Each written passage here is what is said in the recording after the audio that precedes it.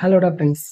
லைஃப்ல ஹாப்பினஸ் அப்படின்றது ரொம்பவே இம்பார்ட்டன்ட்னு சொல்லிட்டு எல்லாத்துக்குமே தெரியும். ஸோ, அப்ப எல்லாருமே வந்து ரொம்ப சந்தோஷமா, ரொம்ப ரொம்ப சந்தோஷமா இருக்கணும் அப்படின்னு சொல்லிட்டு தான் நம்மளோட லைஃபோட நோக்கமே அதுதான். ஸோ, அப்ப அப்படிதான் இருக்கணும்னு நெனைப்பேன். ஆனா, ஒரு சில பெர்சன்ஸ் என்ன பண்றாங்கன்னா, இந்த ஹாப்பினஸ வந்து வெளிய தேடுறாங்க. அதாவது ஹாப்பினஸ் அப்படின்றது ஒரு எக்ஸ்டர்னல் சோர்ஸா நெனைக்கிறாங்க. லைக் நம்மளுக்கு புடிச்சவங்கட்ட பேசினா தான் எனக்கு ஹாப்பியா இருக்கும். இல்ல நான் எனக்கு புடிச்ச ஒர்க்க பண்ணும்போது தான் எனக்கு ஹாப்பினஸ் ஃபீல் பண்ணுவேன். என்னோட கம்ஃபர்டபுள் ஜோன் தான் எனக்கு வந்து ஹாப்பினஸ குடுக்கும் அப்படின்னு சொல்லிட்டு ஒரு எக்ஸ்டர்னல்ல இருந்து வரக்கூடிய ஒரு சோர்ஸா தான் ஹாப்பினஸ பார்க்குறாங்களே தவிர, ஸோ அப்ப இந்த ஃபுல் அண்ட் ஃபுல்லி அந்த ஹாப்பினஸ் அப்படின்றது நமக்குள்ள இருந்து வரணும். செல்ஃப் லவ்ல இருந்து வரப்போகுது. ஸோ அப்ப நமக்குள்ள இருக்கிற ஒரு விஷயம் தான் வெளிய தேடும்போது கிடைக்குது அப்படின்றது தெரிய மாட்டேங்குது. ஸோ அப்போ அவங்க டைரக்ட்டா நமக்குள்ள தேடாம வெளிய தேடுறாங்க.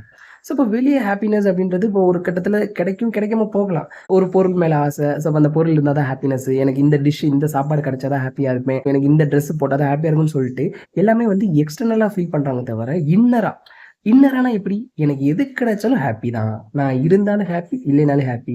எனக்கு இந்த ஐட்டம் கிடைக்கணும், கிடைக்கக்கூடாது. இது இருந்தாலும் ஓகே தான், இல்லைனாலும் ஓகே தான்னு சொல்லிட்டு, ஒரு ஒரு செர்டைன் ஒரு ஸ்டேட்டுக்கே வரமாட்றாங்க. ஸோ, இப்போ வெளிய இருந்து அவங்களோட ஹாப்பினஸ தேடும்போது, உள்ளுக்குள்ள இருக்கிற ஹாப்பினஸ அவங்க பார்க்காம போறதுனாலயே, டோட்டலா வெளியவும் ஹாப்பி இல்ல, உள்ளுக்குள்ளயும் ஹாப்பி இல்ல.